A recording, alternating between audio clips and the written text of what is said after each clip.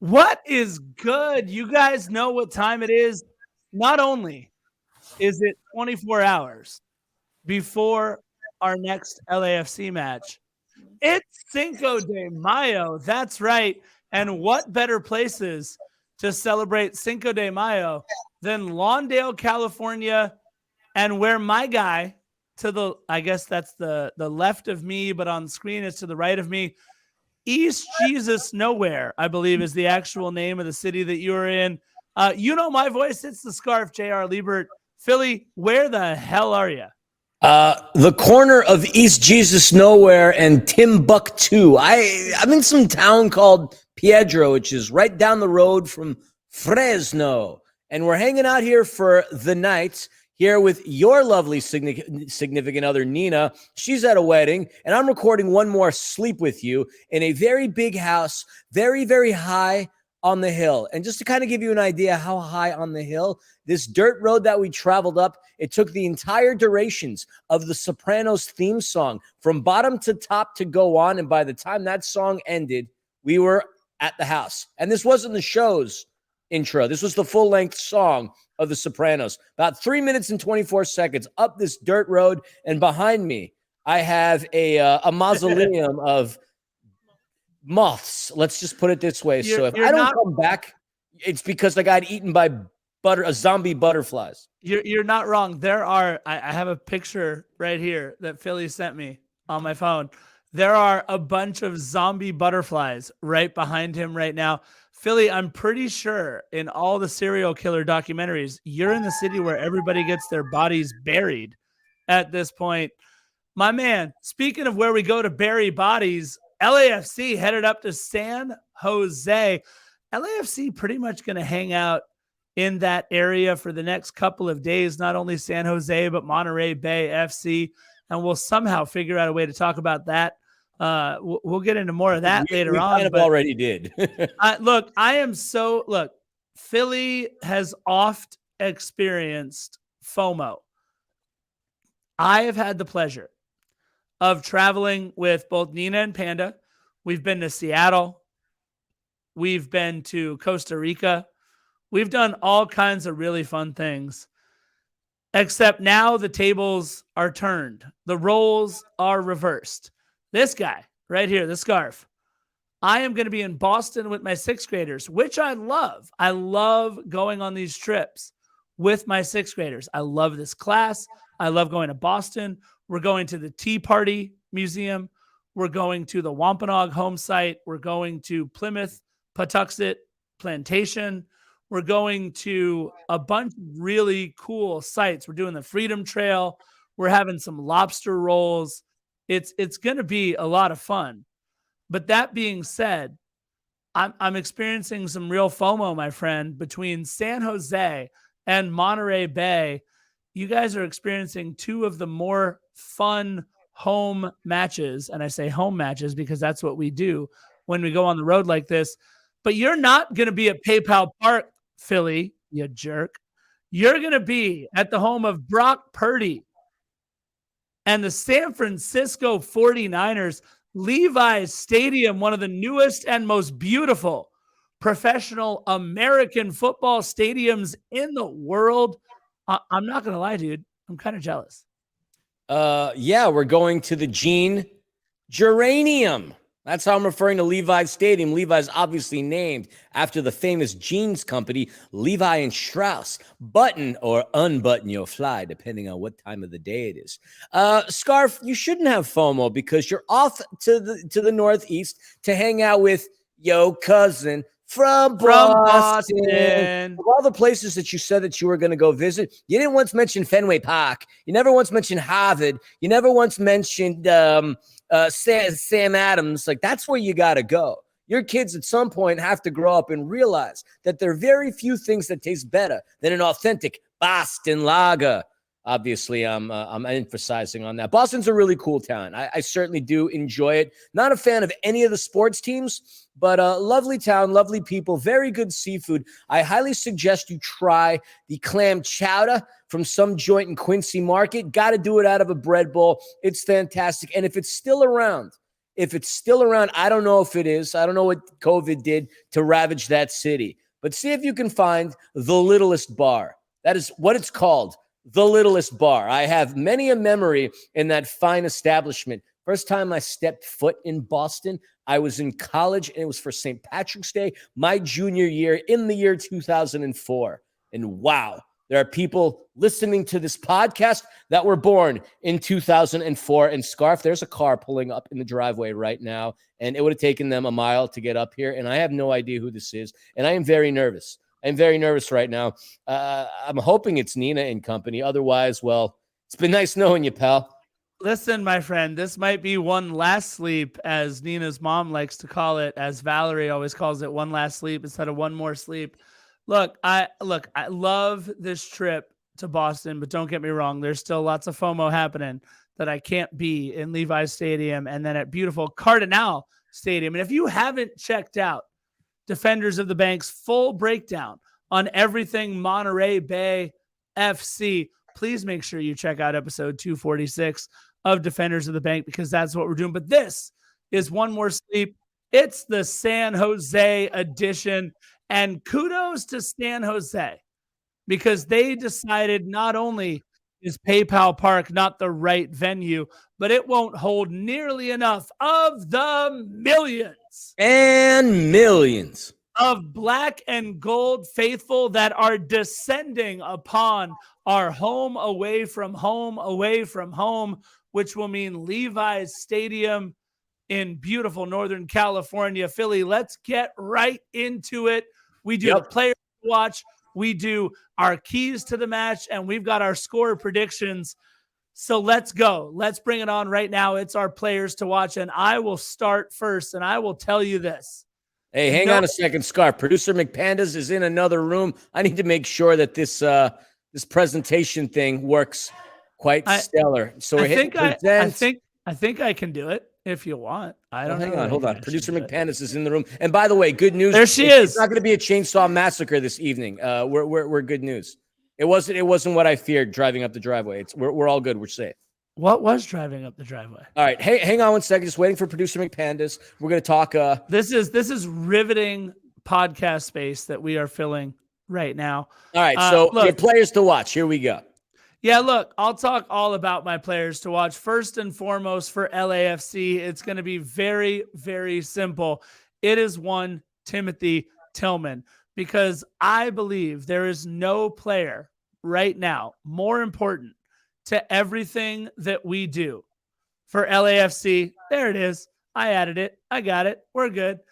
Nothing more important to what LAFC does than bringing in Timothy Tillman there in the midfield. Timothy Tillman, Philly, you and I can both attribute so many successes during the course of this season so far. But look, I think Timothy Tillman, I predicted he would score a goal last time we did this. I'm predicting he's going to have an assist in one of our 2 goals that we're going to score this time that we do this. It's very, very simple. Timothy Tillman is becoming the straw that serves the drink, or that stirs the drink, excuse me, for LAFC. Or stirs? Listen, Scarf, you've been enjoying your Cinco de Mayo. I like it. Very rarely do we get to see you in this rarefied form. I'm certainly getting a kick out of it. I feel like I need to catch up to you. It's 10:11, and I'm ready to go to bed. You, on the other hand, look like you're ready to continue the party. Good for you. I've got my MLS cup happening right now. Mystery inside of it, but that's okay. And look, I'll say this. When I was at PayPal Park last year, there was one player that stood out amongst all the others. And with all due respect to the Jeremy Abobasis of the world, to the Christian Espinosas of the world, to the JT Marcinkowskis of the world, there is one player that I would pay money to watch every single time he steps out on the pitch. And that is the human embodiment of the Disney cartoon Tarzan. It is Cade Cowell. The guy is an absolute genetic freak. He is incredible to watch out there on the pitch. I don't even know how old he is, but he's definitely not old enough, I don't think, to be able to hang out with me and all of my friends, because we're old as buckets. But either way, Cade Cowell, I'm trying to be as family friendly as possible right now. Cade Cowell is so incredibly fun to watch out there on the pitch. He is worth the price of admission.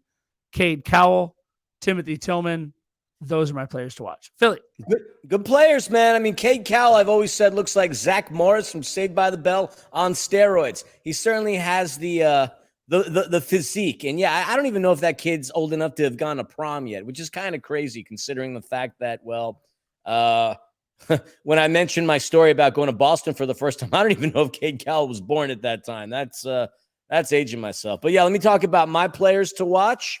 So I went a different route than you did. Look, at the end of the day, this team does have some star power to it. And he's the player of the month in Major League Soccer.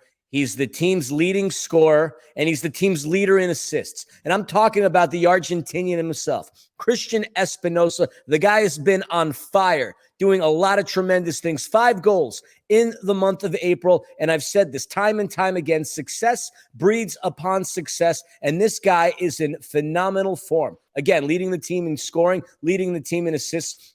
But single-handedly is a human wrecking ball. I mean, the kid he's outstanding. And if we're going to go with the stars, you obviously pay money to watch the best players in the league and the best players on the pitch. So I already mentioned who the San Jose Earthquakes' best player is, the former Boca Junior himself. But we've got a stud within our own right, and that is Denny Bouanga. You're going to pay the cost of admission to go see him. Even if you're up north, a fan of Major League Soccer, not necessarily a fan of the Earthquakes, you're going to pay to see Denny Bouanga because this guy is special. He has so much talent. He's phenomenal. He does everything correct. He plays defense. He goes box to box. He's a great distributor, a great goal scorer, not afraid to take the big shot. This is the guy who leads LAFC in scoring right now. And as of currently, he's running into the same form. He pretty much, if you follow what Carlos Vela did in 2019, Denny Bouanga is pretty much there neck and neck. Keep an eye on him because who knows, maybe Denny has a much better season in 2023 than Carlos Vela did during 2019. Look, they just came out with an article on MLSsoccer.com, and Denny Bouanga, currently the front runner for MVP in Major League Soccer, according to all of the writers. Philly, there's no better player in the entire league than one Denny Bouanga. Christian Espinosa is fun to watch. By the way, Cade Cowell doesn't turn 20 until October of this year. 20. He is currently 19 years old. The kid is an absolute freak. He is so much fun to watch. Philly, speaking of things that are fun to watch, let's get in to our keys to the match. And look, this is going to be interesting, right? Because we all know in just a couple of weeks, we've got the biggest match almost basically in club history in the Champions League final. But my first key to the match is to focus on this match that we are playing against San Jose. There it is. To focus on this match, I wrote this in all caps for a very specific reason. Philly, you have said it. I have said it. The U.S. Open Cup is one of my favorite sporting events in all of the year. I love the fact that 11 guys who get their friends together and decide they want to play soccer can somehow make the round of 64 or the round of 32, or like last year, the round of 16 or the round of 8.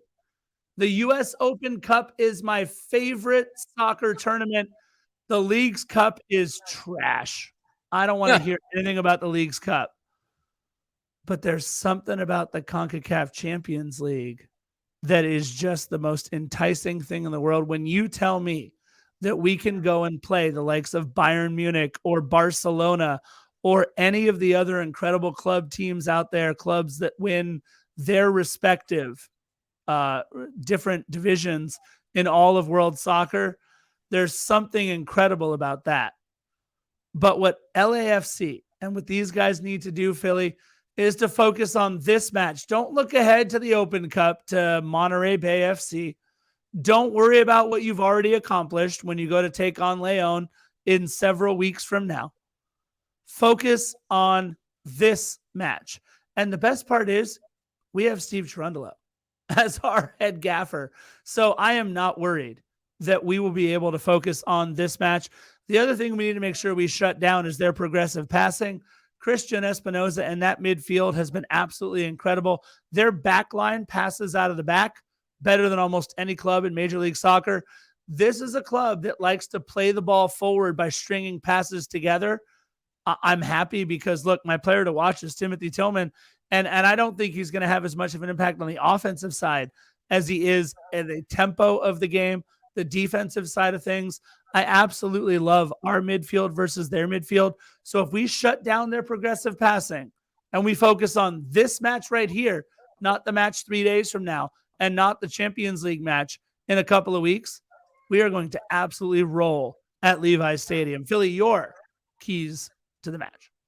All right. So as far as my keys to the match, it's very simple. I already identified who their leading scorer is and who their leading assist man is. And that is Christian Espinoza. Our defenders just need to destroy this kid. He is, like you say, the straw that stirs the drink for the San Jose Earthquakes. But we also need to be very mindful of Jeremy Ebobisse because historically, very few players have scored against us as often as Jeremy Ebobisse has. But that being the case, between these two players, they have 11 out of San Jose's 13 goals. Jackson Ewell has the other one, and I forget who the other player is. But they've only had 4 people that have scored for this team all season long, and the vast majority coming through Christian Espinoza or Jeremy Ebobisse. You shut down these two players, and that's really just cutting off the carotid artery of the San Jose Earthquakes attack. They don't have that many players that can find the back of the net. But that being said, the players that can find the back of the net do so, and do so quite frequently because they do score. But the problem is they also let in as many as they score. So if you could control Espinoza and maintain your eye and shut down Ebobisse, you've shut this entire team down. And from there, it's just LAFC football all the way through. And this shouldn't be that tough of a contest, but we also need to be mindful of the fact that under Luchi Gonzalez, this is a much different San Jose Earthquakes team than that of Matias Almeida. Historically, I'll mention that when we talk about the scores, but this San Jose team has been okay this season in 5th place, but we'll talk more about that later. Yeah, just in case, Philly, his name is Carlos Acapo. That's right. He's the fourth scorer. That's the but fourth still guy one that scored. goal. Yeah, no, look, you mentioned it. You're absolutely right. 11 of 13 goals have come from either Christian Espinoza or Jeremy Ebobisse. And Philly, you and I, we see that name, Jeremy Ebobisse, in the lineup, and I don't care if he was a Timber.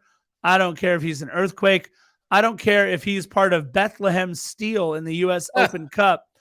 This guy knows how to score against LAFC. He's the real deal. So you're absolutely right. We got to be mindful of that guy. In that case, Philly, we're talking about a team that has held clubs to a 3-0 scoreline for so many matches this season. Whether it's all of our matches in the Champions League or other things we've done in Major League Soccer, LAFC has been absolutely on fire this season. Let's get to our predictions for the score of this match. And I'm talking about a 3-0 scoreline, so you guys know I'm going to absolutely bring it with a 2-1 score. That's right. 2-1. Look, I think that San Jose, you mentioned the real catalyst of all the change, and that would be getting rid of Matias Almeida, and Luchi as the head coach has been absolutely incredible for these guys. He has got them to buy in. He's got them to believe, which, by the way, is what Steve Cherundolo has been doing for LAFC for 2 years. And I think that's why they are going to be able to score a goal at some point in this match against the best defense in all of Major League Soccer and CONCACAF, for that matter. I think they're going to get 1, but it is going to be after we get 2. I think Timothy Tillman is going to have 1 assist. And I'm going to say this. I think that Mahala is going to get another assist. But your player to watch, my friend, it's time for another brace. We're all going to be saying Cowabunga at the end of this match. It is going to be the Denny Bawanga show with not 1, but 2 goals for LAFC. Philly, We haven't talked about it. I have no idea what your score is. I'm ready, buddy. What you got? Well, it's not going to be 3-0. It's not going to be 1-0. It's not going to be 2-1. So San Jose has not won a single game on the road all season long. All their wins come at PayPal Park. But we're not playing at PayPal Park. We're playing in the Gene Geranium, Levi Stadium. And as a result of that, I would say very much that it's an away game for them because there's going to be a ton of traveling LAFC support coming up north to Levi Stadium, present company included. LAFC is going to go into this stadium, storm it, and they are going to shut out the San Jose Earthquakes. John McCarthy is going to pick himself up another clean sheet. I don't want to predict who's going to score, but I'll say either Denny Blanca gets one or an assist and Carlos Vela gets an assist on the other. I don't like playing the who's going to score the goals game, but I will say that I think we're going into this game and shutting down the Smurfquakes. Now, historically, look, we're going into it having played them. This will be the 14th time, 8-5. Over the course of our history against this team. No ties. So I don't foresee a tie occurring tomorrow. But I also don't foresee San Jose winning this game, despite the fact that, well, they've beaten us the last 3 out of 5 contests. In fact, we split the series with them last time. And the last time we even played them, we lost 2-1. But I don't see that happening at PayPal Park. LAFC is on a tremendous run of form, en route to that CONCACAF Champions League final against Leon, and they are going to bury San Jose in the Gene Geranium 2-0. That's what I'm calling.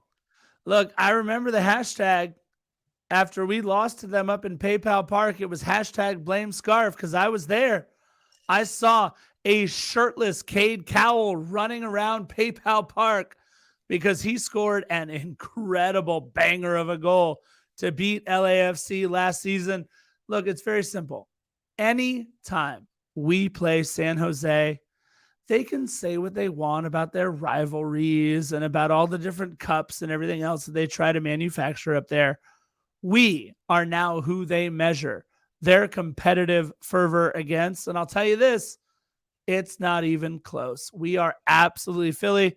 I wish I would have said 2-0 because I love your score more than mine.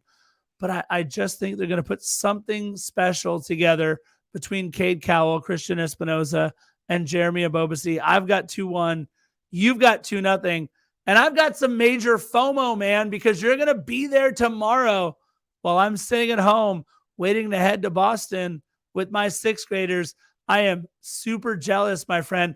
We might play so well that it'll bring some of those butterflies right behind you back to life. If that happens, then I'm not going to be making it to the game because I'm going to get eaten by either the hill people that reside somewhere in and around this house or these butterflies that are behind me. Look, I'm a city kid for good reason. Nature scares me. I don't like hiking. I don't like camping. I don't like any of that stuff. I'm into urban landscapes. And that being the case, I'm absolutely terrified. If you listen to what's going on outside of these windows right now, there are man-eating frogs out there in the koi fish pond screaming at the top of their frog lungs.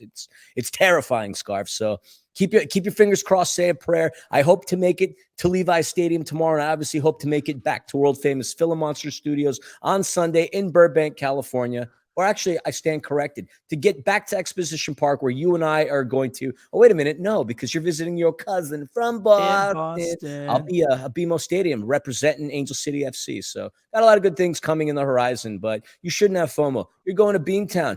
Get in a Red Sox game. Hang out at Sam Adams. Have some fun. And that's that. If anything else, Philly, I'll be where the GOAT himself, Tom Brady, was able to be for the last 20 years. You knew it was coming, my friend. And that being said, we got almost all the way through an entire One More Sleep. You guys, happy Cinco de Mayo to everybody out there. Tomorrow is game day. Tomorrow is 3 points for LAFC. And we get a really cool guitar riff as we get to be played out. Bye-bye.